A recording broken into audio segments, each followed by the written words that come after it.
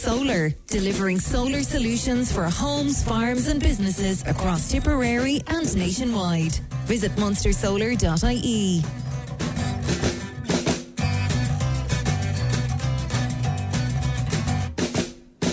Hello, good evening and welcome to another edition of Extra Time. My name is Ronan Cork. We're here until 8 o'clock this evening and we'd love to hear from you. Our text number is 083 311 3311 and that works for WhatsApp messages as well. It's 083 311 3311. We're also on Blue Sky. Extra Time at bsky.social if you want to find us on Blue Sky. But that text number and WhatsApp number again is 083 311 3311. Don't forget we're looking for nominations for the Tip FM Sports Star of the Month for June. So we had some really good nominations came in for May. The winner of that was the Tipperary Senior Camogie team who won the Munster Senior Championship. So now we're looking for nominations for June for the Tip FM Sports Star of the Month. This is in association with the Talbot Hotel in Clonmel and Cork Trophy Limited in Care. Just send a nomination to the following email address, which is sportstar@tipfm.com. That's sportstar@tipfm.com. Lots to discuss tonight because Tipperary are into an All-Ireland minor hurling final.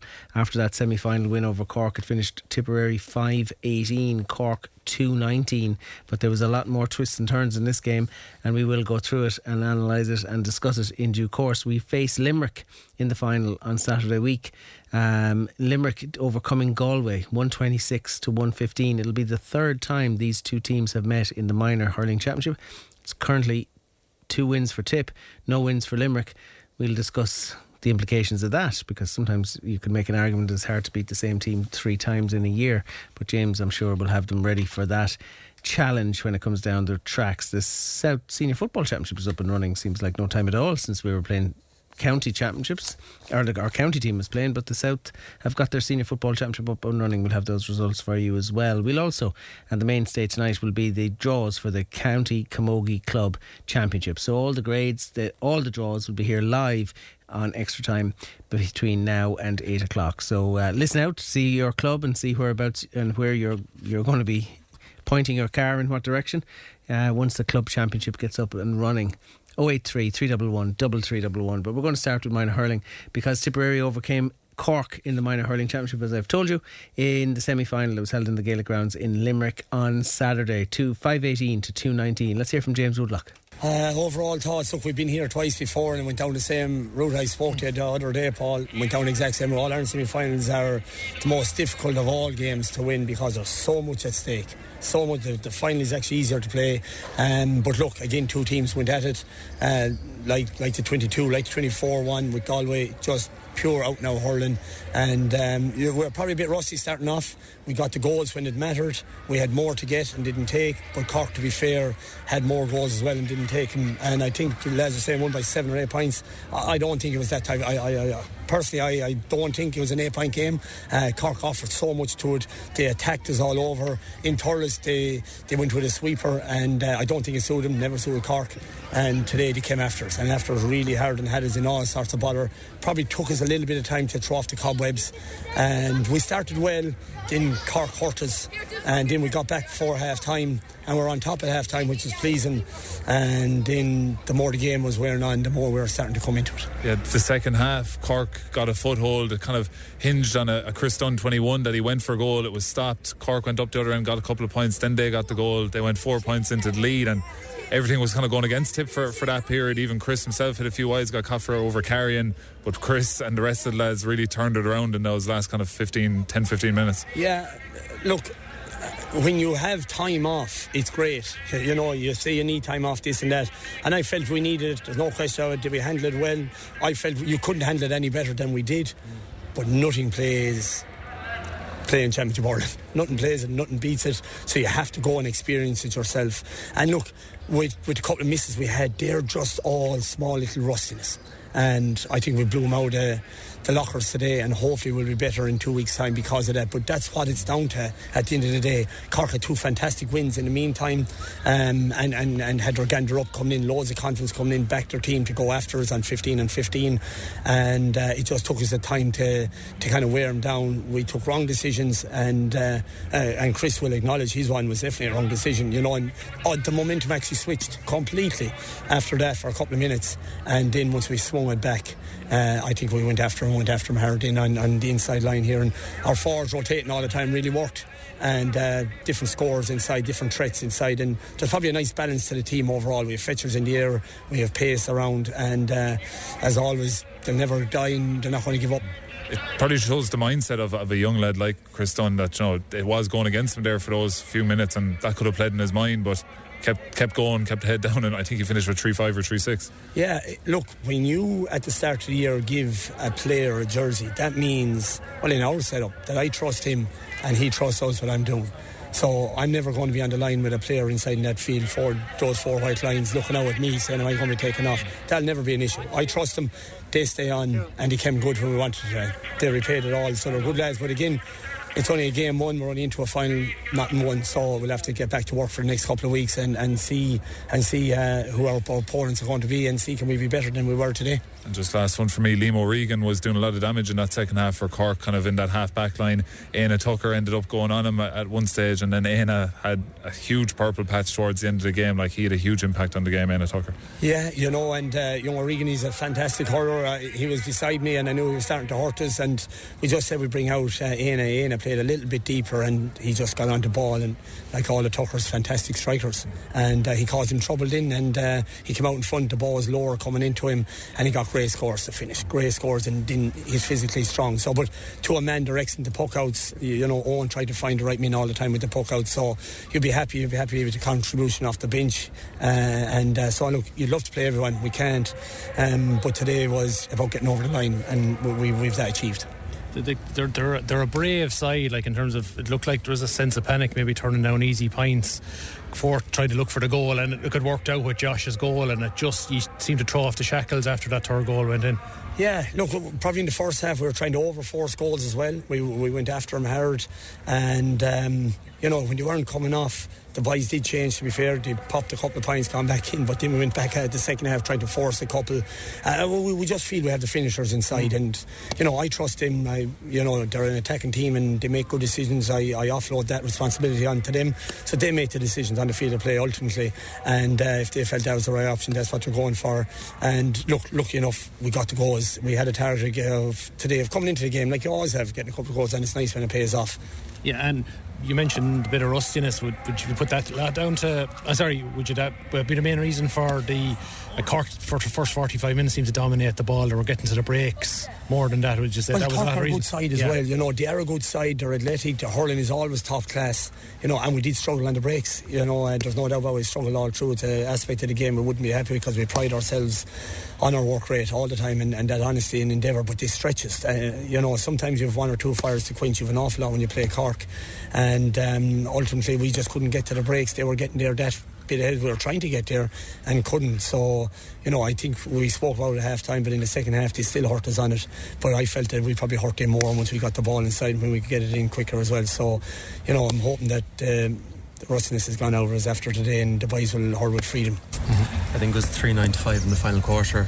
Was it as simple as the goals turned it, or was there any kind of tweaks there that kind of helped to swing it? No, I just think the boys grew into the game. That was it, and you know, they kept moving inside, to be fair to them, kept showing for ball, didn't always come up, but when they kept showing, it was giving us a great out at the back, you know what I mean. And Cork obviously from the off squares up on us everywhere, so it did leave huge space then for us to go into, and that was an aspect of the game that we probably had looked at, and we exploited in the second half. When Cork went full squeeze on us, we did have the space, and we feel that we have the legs then to go and hurt them.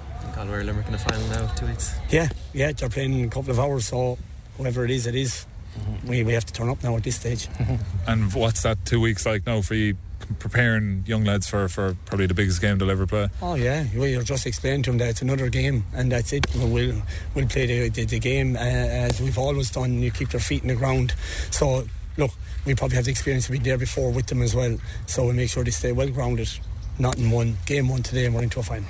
That's James Woodlock speaking to the assembled media, including Paul Carroll of this parish, after their win over Cork. At the time of recording that, the Limerick-Galway game hadn't taken place, but you'll have known by now that Limerick beat Galway in the other semi-final, so it's a Tip Limerick final Venue to be determined, but it is on Saturday week.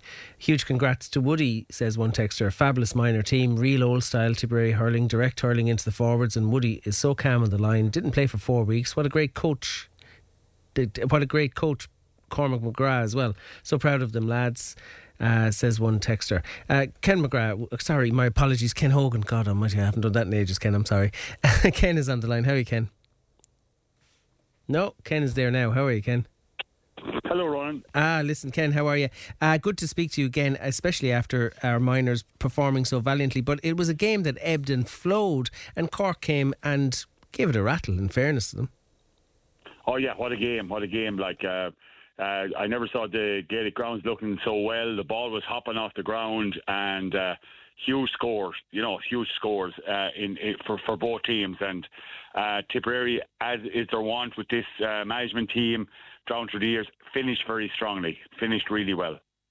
Yeah, and in fairness to them, James Woodlock sort of said there was a bit of rustiness in the team, that they had gone 4 weeks without a game, during which time Cork had 2 games in that intervening month. Did you see evidence of that? Oh, without a doubt. I mean, I'm a long time in the game, and even the pundits will tell you, Ronan, is it better to stick or twist? Is it better to be playing quarterfinals and getting game time, getting confidence up, finding your real team? Almost 30 days without a game for Tip minors, a long time to be out of the equation. Junior certs to be completed, exams to be completed, and then to try and keep the team sharp. It definitely was a situation where Cork looked a sharper team, looked very hungry at the very word go. They had a point to prove. They had come through a tough system, and they really gave it one hell of a shot. They did, and they had built the momentum from those 2 wins. They got a foothold in the game kind of around about the middle third. Did you fear for us at that stage? Because sometimes it can be hard to turn things around for young lads like that.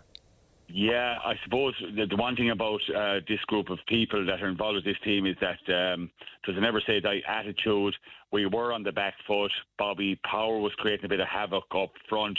Also, Callum Coffey, one of the twin Coffey brothers that were playing with Cork, and they were winning high ball. They hit us with an early goal, which is always a tonic for a team. Particularly, I'm sure Cork were revelling in the situation of being outsiders playing the Munster champions. But like Tip Cork games, Paul and myself mentioned it, Tip Cork, you can never legislate for what's going to happen. It took on a life of its own. It was tit for tat, but Cork, went 4 ahead with 14 minutes to go. It looked like they were heading for home, but you don't, it was setbacks. We missed a few frees. We got caught for over carrying, but the one thing from that point of view, heads didn't go down.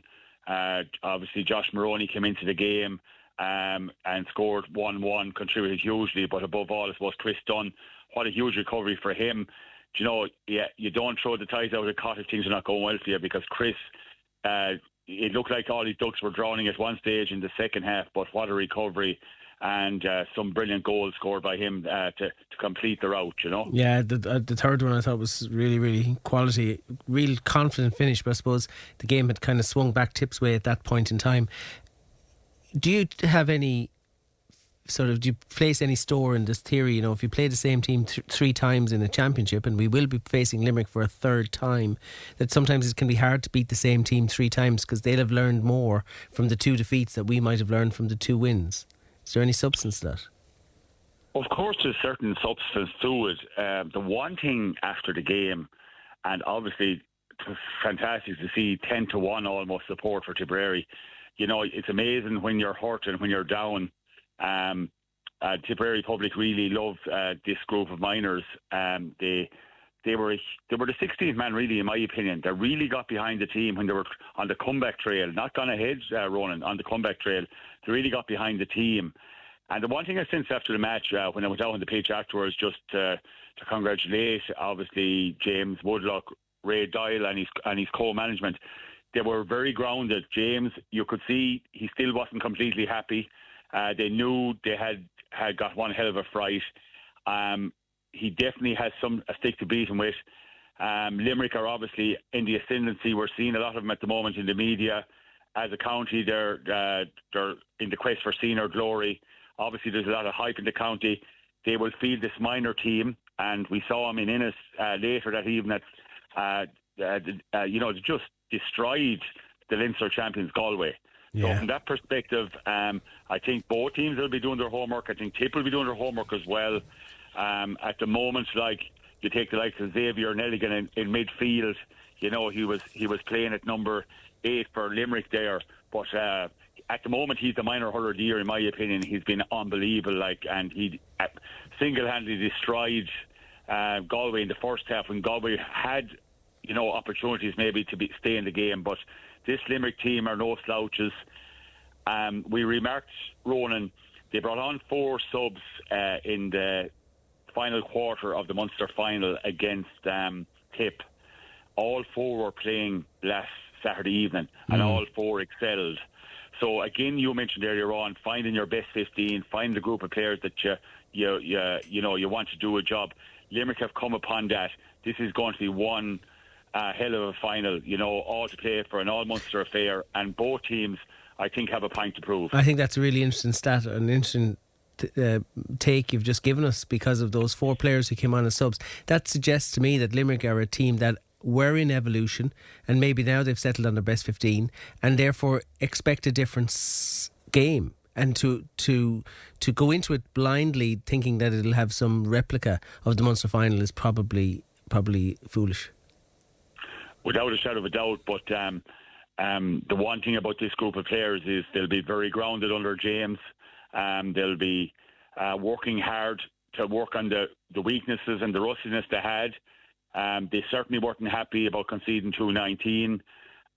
They weren't happy about the first half display, and at times Cork threatened to take over and dominate the game, but it was that bit of resilience that Tip showed, particularly their half-back line, James Finn, O'Sheen, Kennedy, and Travis McLaughlin, who was replaced the last day. It's amazing when you're smarting. He was replaced last day, but he was one player I felt that really came up to the plate. Absolutely outstanding.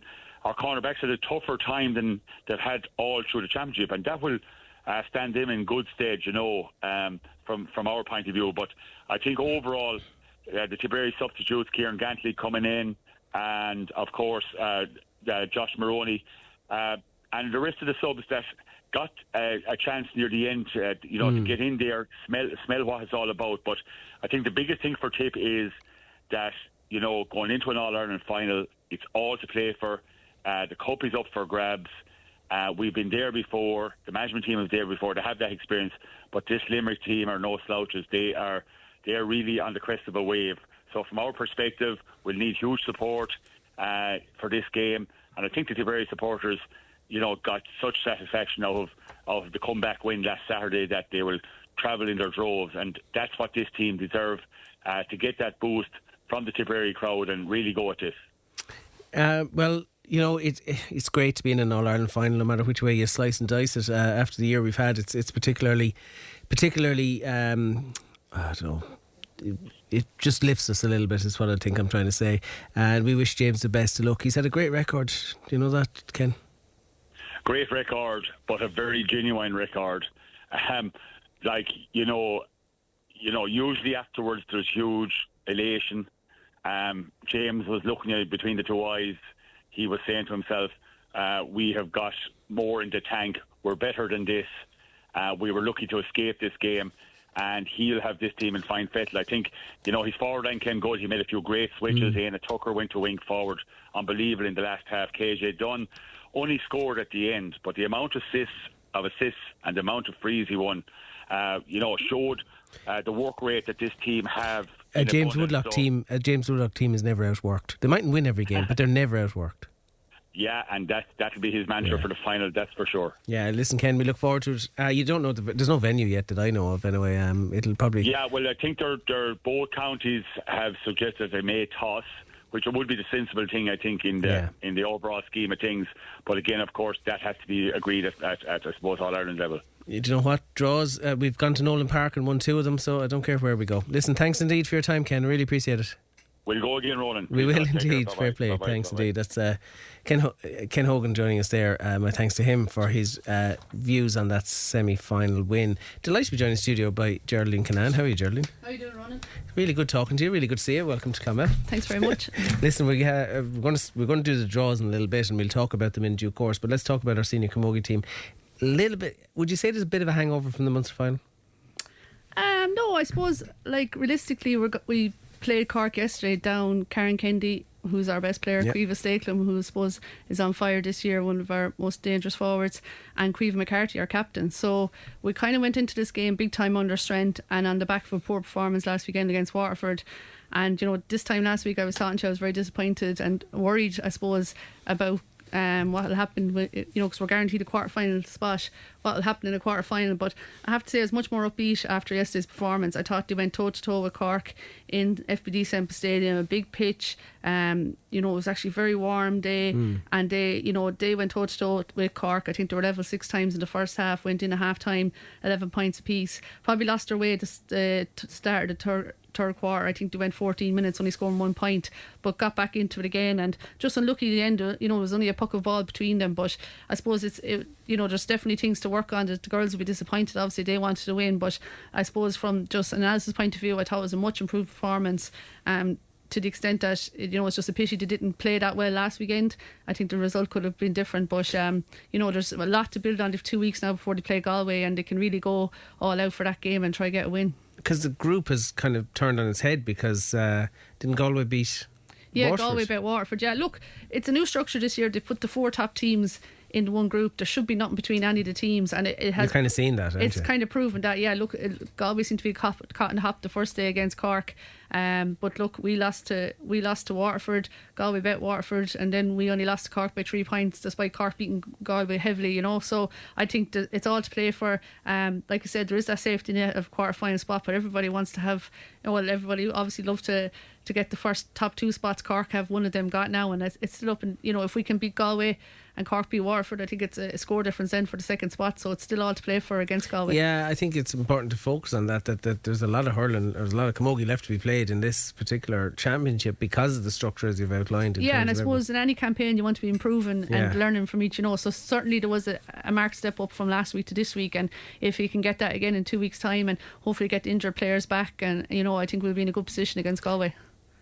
Do you expect anyone to return, some of the injured players that you've mentioned? Well, I suppose Caoimhe Staklam has been doing her leaving cert, a small matter for leaving cert, so she'll be back anyway. Obviously she has to get a few weeks training into her. Caoimhe McCarthy, I think, has a broken finger. Hopefully she'll be back. Karen, I don't know, it could be a bit longer. She's a calf injury. I suppose you're taking it day by day with that, but or they mightn't risk her in a last group game when they know there's a quarter final or a semi final coming up. So, but look, I think we should be stronger the next day out anyway. And it's away to Galway. Away to Galway, on Sunday 28. Draws coming up. Yep. We'll talk to you about those in just a few minutes, but before we do that, we'll just take a quick commercial break. Don't go anywhere. We'll have the County Camogie Championship draws right after this. Extra time on Tip FM. Powered by Munster Solar. Delivering solar solutions for homes, farms and businesses across Tipperary and nationwide. Visit munstersolar.ie. The Tip FM Sports Star of the Month with the Talbot Hotel Clonmel. The Tipperary senior camogie team are the Tip FM Sports Stars of the Month for May. James Heffernan's side had a successful month, winning the Munster Senior Camogie final in hurlers, beating Waterford, Limerick and Cork along the way. They will now receive a specially crafted piece from Cork Trophies Limited, which will be presented at our annual award ceremony in the Talbot Hotel in Clonmel. Nominations for the month of June are now open, so send your suggestions to sportstar@tipfm.com. With the Talbot Hotel Clonmel, get your nominations in now. Tip FM is the place for outstanding news coverage that keeps you informed, engaged and connected. Our team of dedicated journalists work around the clock to bring you the stories that matter most in Tipperary. Don't forget our website, social channels and app for real-time updates on the news that matters most in Tipperary. Your community, your voice, your news. Only on Tipperary's Tip FM. Hey, it's Stephen. Join me tomorrow just after Tip today. I'll be here with the time tunnels in Tipperary. You'll try and figure out the year. I've got the head scratcher. I've also got the vinyl countdown and more of the music you love for the afternoon. Tip FM's lunchtime show with Lions of Limerick, home of fantastic cars and exceptional service. Visit lionsoflimerick.com to explore their exceptional range. Extra time on Tip FM. Powered by Munster Solar. Delivering solar solutions for homes, farms and businesses across Tipperary and nationwide. Visit munstersolar.ie. You're very welcome back to Extra Time. We're here with the powers that be from the Camogie County Board. We'll introduce them in a few moments because we'll be doing the draws for the County Camogie Club Championship. But before we do that, a quick word with Noelle Ryan from FBD Insurance. How are you, Noelle? I'm good, thank you. No, FBD, really good sponsors of Tipperary GA in general. Camogie not left out either. The stadium is called after you. Well, you have naming rights on the stadium. You sponsored the men's championship, and delighted that you're involved in the Camogie side of things as well. Absolutely. At FBD Insurance, I suppose giving back is a big part of what we do. So as you said, whether that's through our funding, our sponsorship, or building strong relationships in the communities that we serve every day. I suppose that's why we're very proud to be sponsoring the FBD Tipperary Camogie Championships. I suppose with 3 offices here in the county, we have Nina, Thurles and Clonmel. We're just not based in the county, we're a part of it. We're very embedded in the rural, I suppose, local communities of Tipperary and all over the country. We see firsthand the huge passion and commitment that Camogie brings to the clubs and parishes right across Tipperary. I suppose with that sponsorship, it is about supporting that spirit, you know, helping the players, the volunteers and the clubs to continue to thrive. We wish all the teams the very best of luck, and we look forward to a fantastic championship. Yeah, it's going to be great. Now, you will have a functional drawing of lots or whatever in due course, but I'm going to bring back Geraldine Canan, who's with us. How are you, Ger? Hi, Ronan. So what's the format? Talk me through it. Yeah, so we're going to start off with the FBD Insurance Junior C Championship, and then we'll do the Junior B, Junior A, Intermediate, and we'll finish them with the Senior. So I suppose it's our second year doing this, an annual visit now to Clonmel, and I suppose great excitement and there is. After it last year as I think what's great about it is it kind of gives it. Firstly, it focuses the mind for people that the championship is imminent, is the first thing, but also it's great to know who you're facing and, you know, when will this get thrown in? I mean, have you a time scale? Have you a roadmap? Yeah, so we're looking, fingers crossed, that Tip hopefully will be in an All-Ireland final. Correct. So we're looking, the first kind of week of action will be the weekend of the 15th of August. So look, the league, I suppose, like you said, the leagues are just after finishing up, so just really focus the mind now to see who people are playing, who's in their groups, you know, who's going to be playing who, what weeks and so on. So we're also delighted to be joined by Gráinne O'Leary, who's the County Camogie chairperson, and Regina Eli, who's the fixture secretary. Ladies, you're very welcome. We'll talk to you in due course. But how many teams are in the Junior C, Ger? So we have 16 teams in the Junior C, so we're going to have 4 groups of 4. I'm going to let you work away, and you've got a drum, and we have it all. We don't have anyone from Stokes Kennedy Crowley to supervise. It's not the lotto, but it is being done with the highest degree of probity. So the first team out in the Junior C going into Group 1 is Newport Ballydoyle. And the second team out going into Group 2 is Mine Templetui, and they're Regina's club. They're entering their first adult team this year. Third team out going straight into Group 3 is McCarthy Burris. That's McCarthy Burris' second team. So most of these teams are club second teams. And then the fourth team out is Moneygall. I think this is Moneygall's second year with a second team. So we're going on to Group 1 again now. The second team in Group 1 is Thurles Sarsfields, and obviously Thurles won the county senior final last year, and this is their first time having a second team, so great progress for them. And the second team into Group 2 then is Killadangan. Killadangan reached the Junior C League final this year, beaten by Knockavilla, so they'll have high hopes for the championship. And the second team in Group 3 then we have Rockwell Rovers. They were beaten in the Junior C county final last year. And then the second team for Group 4 we have Shannon Rovers. That's Shannon Rovers' second team. Back to Group 1. Back to Group 1 again then we have Brian Brews. They won the Junior A final last year, and their second team then will be competing in Junior C. And then third team in Group 2 then we have Tumivara. Group 3 to join Carkey and Rockwell Rovers. We have Care. I think this is Care's first year with a second team. And finally, the third team in Group 4. And the third team then in Group 4 is Knockavilla, Donegal, Kickham's. And who like won I the said, league. Yeah, they won the league a couple of weeks ago, so great delight in the rag that day. So the final team for Group 1. So, sorry now.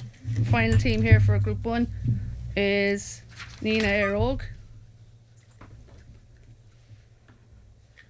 And for Group 2 then, we have Bursalee. Group 3. And for Group 3 then, we have Borland Dwella. And then the final team for Group 4 is Burgess Duhara.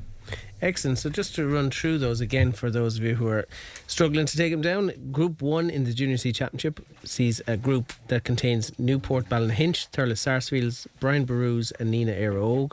In Group 2 there's Moyne Temple Toohey, Killadangan, Toomey Vara and Bursalee. Group 3, Carkey Boris, Rockwell Rovers, Care and Boherland Duella. And in Group 4 you have Moneygall, Shannon Rovers, Knockavilla, Donegal, Kickham's and Burgess. So we now proceed into the Junior B draw. Ger, how many in this? So the Junior B we have 12 teams, so we're going to do 3 groups of 4. Excellent. Okay, so as you just get your gear together, we'll just remind you again that we are doing the draws for the FBD Insurance Camogie Club Championships, and these will take place, hoping, depending on Tipperary's progress, that the championship proper will get underway the weekend around about the 15th of August, so plenty of time to get excited about that as well in due course. I'll wait for the thumbs up from the assembled masses as we get the Junior C affairs to one side. Do you know what struck me about that? And it's great to say, it's just how many second teams there are. Yeah, it's a huge amount, and it's every year we're getting more and more second teams. So I think, since FBD have come on as sponsors, it really has elevated the championship. Yeah. We have more teams, more numbers than ever playing. It's just really boomed. And I'd also say, not giving the media credit where they don't deserve it, but the can't see, can't be thing, I think you see more camogie on TV now. We talk more about camogie. There's more camogie in the newspapers, so there's girls who want to play camogie and they're seeing their superstars. Like I was struck as well by the Munster final and how long the girls stayed. Firstly, how much joy they got from it. Secondly, how long they stayed signing things for girls as well afterwards. And I have to say the same with yesterday. We had a huge crowd in Thurles, and the kids, there was 6 clubs playing mini games, and the enjoyment they got coming onto the pitch after, so it was brilliant. Okay, ladies, off you go with the Junior B Championship. So this is the Junior B Championship. So the first team out in Group 1 is Rossgrey. Rossgrey actually were beaten in a Junior B League final, so they were very impressive in the league this year. Next team out going into Group 2 is Portroe. And first team going into Group 3 is Holy Cross Ballycal. So this is just a 12 team competition, the Junior B. So the second team into Group 1 is Silvermines. Again, we're talking second teams as well here. Again, so this is Silvermines second team. Yeah, they have a senior team as well. Yeah. So the second team in Group 2 then we have Ballybacon Grange. Our chairperson here's own club.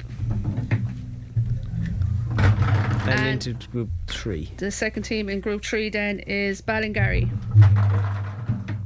So that's Ballingarry's first team as well. They've had great success underage in the Féile this weekend as well. So, and their first team then is Junior B, the adult team. And next up then my own club going into Group 1 is Drummond-Inch. So that's Drummond-Inch's second team into Group 1. And Group 2 we have Clonty Rossmore, and Clonty won the Junior B League this year and last year, and were beaten in the championship final last year, so they'll be many people's favourites to win it this year. And the third team into Group 3 then is Carrick Swans. So there's a 3-4 team group, so the final team in each group will be added now. So first up is Éire Óg and Carty Hill going into Group 1. And in Group 2? And in Group 2 then we have Ballina. And Group 3? And in Group 3 then it's our last team. We have St. Patrick's, and St. Patrick's actually won the Junior C last year, so they're up in Junior B this year. Very strong club as well. Yeah, absolutely. That's great. So just to run through them again, this is the Junior B Club Championship draw in camogie. Group 1 sees Rossgrey, Silvermines, Drummond Inch and Éire Óg and Carty. Group 2 has Portroe, Ballybacon Grange, Clonelty Rossmore and Ballina. Group 3, Holy Cross, Ballingarry, Carrick Swans and St. Pat's. So that is the Junior B draw. And you know, Gerard, I was struck when you said that Ballingarry are in the Féile this weekend. What a great institution that is. I don't know, did you ever get to go? Oh, long time ago now. Actually, Grania was hoping to say a few words about Yes, Grania, sorry. Grania, you're welcome. Thanks very much, Ronan. Great to be here. Delighted. Yeah, we have 4 teams going to the Féile this weekend on Saturday, and we're delighted. The National A Féile is on in Laois, and Thurles Sarsfields are going to be representing Tipperary there. And then there's the National Invitational, and it's on in Carlow, and Mine Temple Tuohy are heading to Carlow. And then the Regional B, Ballingarry are heading to Galway for that. And then the Regional C, Knockavilla Doneski, are heading to Waterford. It's a super thing, and if you are lucky enough as a 14-year-old or whatever to go to a Féile, you make friends that you make for life. They'll turn up at your wedding if you're not careful. And we've been very lucky in Tipperary. Borland Dual have had huge success over the last number of years, reaching Féile and getting to finals and winning. There's something about the concept of families opening up, and it is great, And I remember when we had it in Tip. What year was that? And every club in Tip was able to enter, and it was absolutely fantastic. Huge buzz around the county. Even the parades the night before and everything. And I know it's an amazing experience for any 13, 14, 15 it is, so it's brilliant. It really is the business. Long may it continue, because it's something that doesn't need tweaking, improving. Just leave it as it is. And absolutely. It's absolutely superb. Absolutely. We're back to Junior A. How many teams in Junior A? Yeah, so Junior A we have 8 teams, so straightforward 2 groups of 4 for the Junior A. Excellent. I should say at the start, none of these are seeded. These are straight draws. So just for the senior, we have seeded the last year's finalists, but straight draws. Yeah. Okay, Junior A. So we've eight clubs in the drum again, and the first one out going into Group 1 is Killerwan McDonough's. And into Group 2. And into Group 2, then we have Gurtenhu Glengool. From the Junior B, I think it was 2 years ago, so I think they got to a Junior A semi-final last year. Back to Group 1 again, then the second team in Group 1 is Mile Rovers. Mile Rovers actually won Junior B last year, so they're great celebrations last year, and be hoping they can continue with their winning ways this year. And then into the Group 2 we have Templemore, who were beaten in the semi-final last year. And back to Group 1 then, the third team in Group 1 is St. Rita's Feathered. Again, always very competitive Junior A. I think they went to extra time against Kildangan in the county semi-final last year. And the third team then in Group 2 is Laura Dora. Okay, and then the final teams will be added to the 2 groups. We have Cashel King Cormacs in Group 1. Again, won the Junior B, I think it was 2 years ago. And the last team then in Group 2 we have Kildangan. So that is the draw for the Junior A 2 groups of 4 in the Junior A Club Camogie Championship. In Group 1 you have Killerwan McDonough's, Mile Rovers, St. Rita's of Feathert and Cashel King Cormacs, while in Group 2 Gurtenhu Glengool, Templemore, Laura Dora and Kildangan. That is the Junior A draws. So I presume, if I'm open to correction, but we're nearly at intermediate now. Yeah, intermediate next. So we're. I'm going to ask you an ecumenical question. How come it's Templemore, not J.K. Bracken's? I think you asked me this last year, and I said I'd find out, and I wasn't sure. Anyway, it doesn't matter. I won't ask you next year. There must be a reason for it, but anyway, I'm always curious, because I'll know for next year, I promise. Because I think the ladies' football is Templemore. Ladies' football is Templemore, yeah. I'd be asking more why are Templemore called Jacob Brackens and Jay, I don't know.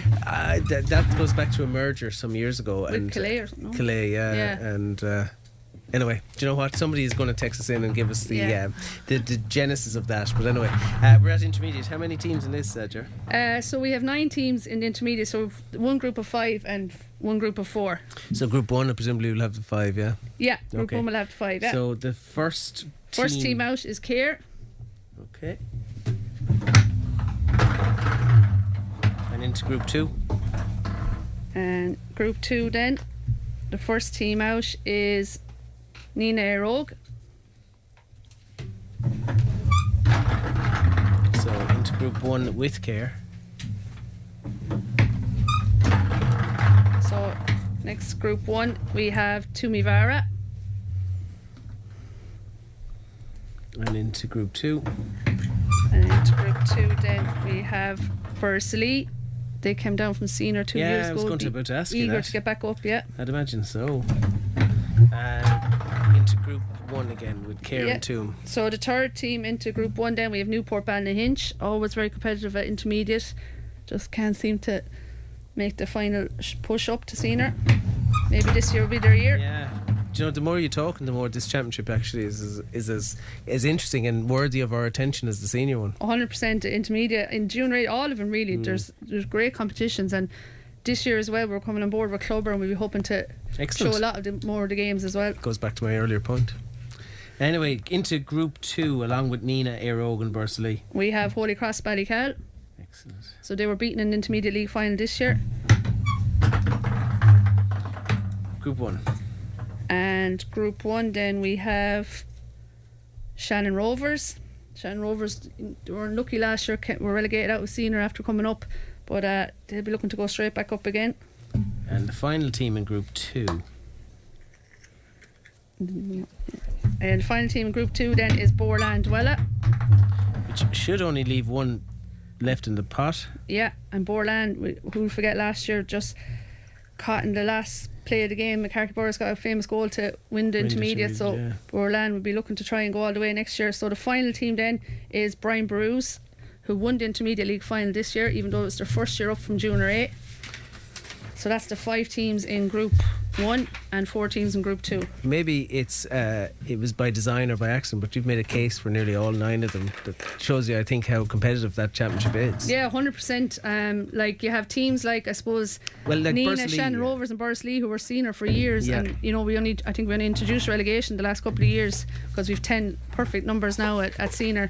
So they'll all be looking to come back up, and then we have Newport and I suppose Borland were beaten last year in the final. Brian Bruce, their first year up. Care very unlucky in the semi-final last year as well. So yeah, absolutely. Let's just recap on the intermediate draw. Group 1 is a 5-team group. There's 9 teams in total in the intermediate grade. So Group 1 is 5 teams. Group 2 has 4 teams. Group 1 sees Care, Tumivara, Newport Ballydoyle, Shannon Rovers and Brian Bruce. While in Group 2 you have Nina Erogue, Bursley, Holy Cross Ballycal and Boherlahan Duala.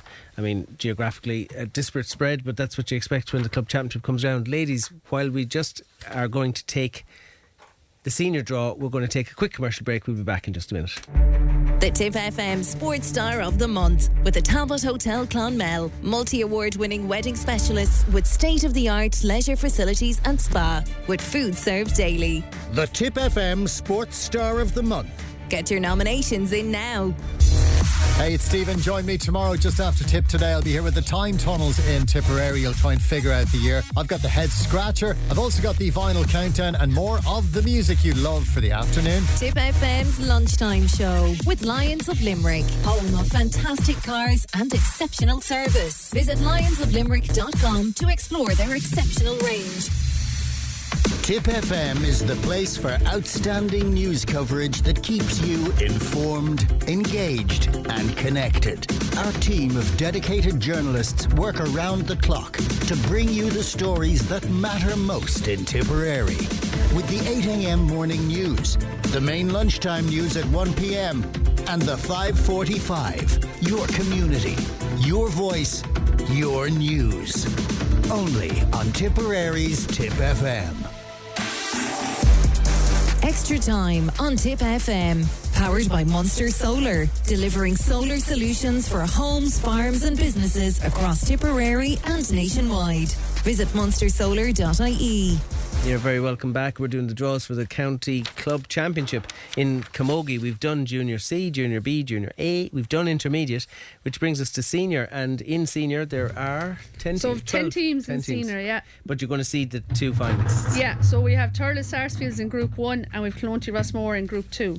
That was a great final. A fantastic final, and they're going to meet again this Sunday morning at 11 o'clock in the league final, actually, so which will be live on Clubber as well. So two obviously serious teams in Tipperary, and gives an indication where they're at, but I know that the County Stars won't be there, but it does give an indication. Yeah, where and they're at. in fairness, they met this time last year in the league final as well, and Clonty won it well, but I don't know, did that refocus Thurles Sarsfield's mind for the rest of the year, because there was no stopping them then for the rest of the year. But both sides looking very impressive already early stages in the year. Yeah, so two groups of 5. Yeah. Okay. There's advantages and disadvantages to groups of 5, because when you have a round of matches, there's going to be a team who have a weekend off. Yeah, that's right. And you can make an argument either no, way. I think people will be glad of it, because I suppose when we're kicking off after the inter-county season, I suppose the weeks are limited, as it's a lot of games in a row. So I think a break there will do nobody any harm. Any harm at all? Okay. So we'll start with Group 1 to join Thurles Sarsfields in Group 1 of the Senior Championship. So the first team is McCarthy Boris. So McCarthy up from Intermediate. And in Group 2 then, joining Clonty Rossmore will be Silvermines. So the third team in Group 1 in the Senior Championship. So joining Thurles Sarsfields and McCarthy Boris in Group 1 is Moneygall. And joining Clonalty and Silvermines in Group 2. We have Drummondinch. So 2 more teams to go into each group. Group 1. So Group 1 we have Burgess Duhara.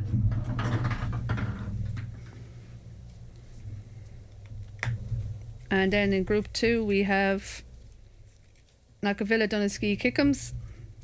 Got to the county semi-final last year. So that just should leave 2 teams left in the Senior Championship draw. So last team going into Group 1 we have Cashel King Cormacs. And into Group 2. And then into Group 2 we have Aero Gannacarty.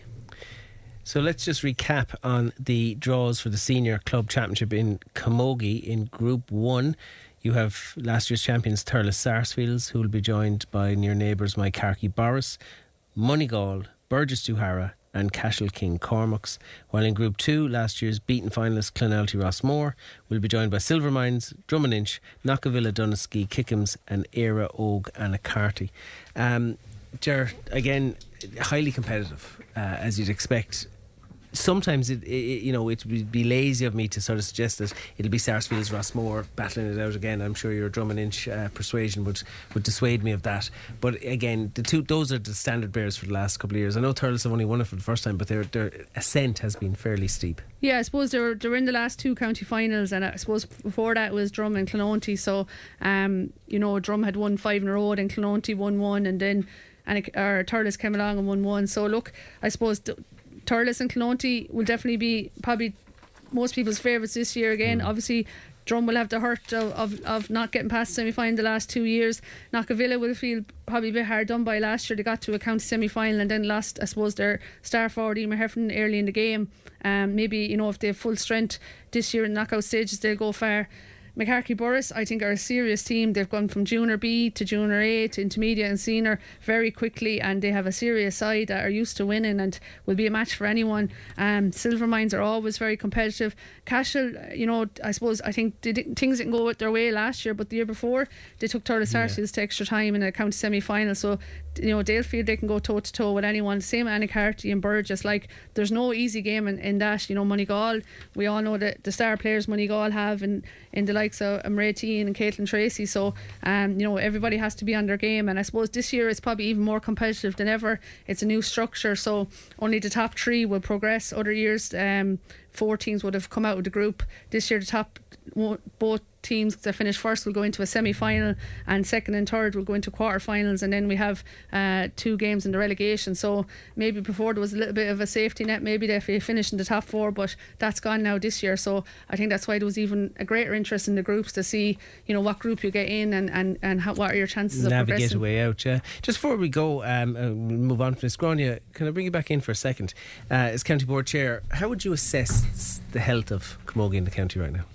Look, I think we're in a very good place. I suppose that club wise, we have so many clubs now with 2 teams. I'm struck by this. I mean, pages of it here.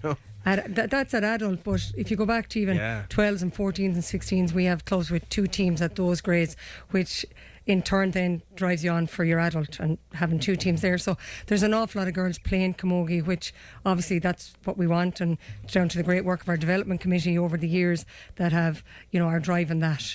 But, and I know your fixture secretary, Regina Eli, is with us, but that's a headache for her as well, in terms of you got to fix these games, you got to get pitches, you got to get refs, you got to get all that, it's a massive job for Regina and her team. You can come in here, Regina, anytime you like, but it's an absolute massive task for, and we have a great fixtures committee, but the key is, and I suppose we did our fixtures again this year with TIP LGFA, for the dual players, because more and more clubs are dual now. Yeah. And it's really important that we're not clashing. Because we draw out Brown Brews, and I immediately think of them as a ladies football team primarily. I'm not trying to dilute their success, but that's probably their focus. But the same players are playing both. Same players, probably 70-80% of the same players. So it's really important for us as a county board and for a fixtures group that you're not clashing and you're not making girls to choose, because that's really difficult. You do get good cooperation though from your male counterparts when it comes to fields. We do. I think most clubs in the county now have great relationship with their GA club, and the same at county level. We never have to cancel a match because we can't get a field, in fairness. So we do. I don't know where we get all our refs from, because all the in fairness to them, how active they must be. Oh, sure. A lot of refs are doing 2 games, 3 at weekend days. And in fairness, I suppose who would want to be a referee? No, I know. It's a very difficult job, and they do take it on, and they're fierce obliging. And Tip's a big county, and we don't have enough refs down the south. We have a lot of camogie refs in the north, all right, but we could do it a few more if anyone's interested in South Tipperary. I just put out that call for you, absolutely. But without refs we've no games. No, absolutely. Give them great credit. I have got one small thing to do before I go off here. I want to welcome you and thank you for coming in. It's been lovely to see you again. We look forward to seeing you again next year, and I wish you well with the championship draw. Money and funding are always important as well. I understand clubs need funds. They're always going to the same people every year, for funding. But in fairness to FPD as well, being on board. Look, FPD have been absolutely massive supporter of Tip Camogie, our club championship, and we actually had our launch of our minor championship, which starts the 1st of July with FPD last Saturday. So they're absolutely fantastic for funding, and then obviously, we have Alpha Drives for our and switchgear for our senior teams as well at county level. But without the support of FBD, we really couldn't run our club championship. So we're extremely grateful. Yeah, it's great. Listen, ladies, thanks a million for coming in. No, and thank you, Ronan. Not at all. Delighted to accommodate as much as we can, and it's been really good. And thank you. You got through that really expediently and professionally. So fair play to you. Just before we go off air this evening, just a quick word with David Burns. David, how are you? Very well, Ronan. Eve of Royal Ascot, so looking forward to a big week. Yeah, they come thick and fast. The French Oaks yesterday, and I suppose the standout, or the weekend I should say, the standout from that is 7 classics in 6 weeks for the Ballydoyle team, as Aidan would probably prefer me to refer to them as. Extraordinary, and a brilliant ride by Ryan Moore. What a finish it was. The official distance ahead in the finish, but again, he's was absolutely top class, and Diamond Necklace really deserved her victory in another Group 1, and I would imagine there'll be plenty more Group 1s to come over the next 5 days for the Ballydoyle team, as well as we head into an extraordinary week at Ascot, and looking forward to some of the top class racing. This is it, like we've Cheltenham for the National Hunt, but Royal Ascot, this is where the best test the best run, and then it's going to be 5 amazing days of racing getting underway tomorrow at 2:30. It's because of the number of Group 1s. They come thick and fast every day. It's not just one preeminent race every day. No, it's incredible. It's Group 1, Group 2 listed, you name it, competitive handicaps. It's an extraordinary week, and to fill the 5 days with this calibre of racing, it is outstanding. And, we see the best of the best. Look how many times over the years have we seen, Ballydoyle bringing stars to Royal Ascot and going on then later on in the year to the Breeders' Cup, etc. This is where every flat trainer, every flat owner wants to have a winner. This is where the millions of pounds, dollars, whatever currency goes in to these yearlings, and this is the dream, is to have runners at Royal Ascot and to have a winner there. It's not that easy. And Aidan O'Brien, I'm looking at some of the entries for the week ahead. He's got some extraordinary chances. Gestad is a big one tomorrow. Of course, finished second in the Guineas. He's up against the Guineas winner tomorrow as well. George Bowie's runner, who's a little shade of odds on, deservingly so, though I think he'll probably win tomorrow. And another one for the week that I really like is in the Godolphin Blue. That's Ombudsman, world-class horse. I think he's got a big chance this week as well. But listen, an extraordinary week. And as I said, I'll probably be back with you next week talking about more Group 1 for the Ballydoyle team after this next 5 days of race. I don't know. I've only got a few seconds, but is this, you often hear in national hunt circles, they're a yard in form. I don't know if that applies in flat. Oh, it does, Ronan. It does, absolutely. But I think more importantly with the flat season, it's all about as I said to you last time I was on with you, it's about the placing, it's about the time, it's about the effort in getting the right time between runs for these horses, and to place them exactly that they're giving their best, and to give them every chance of winning the Group 1s, which Aidan O'Brien, as we know, is a genius at doing. Thanks as always, David. Thank you, Ronan. Not at all. That's it. That's all we've all time for tonight. We'll go to news.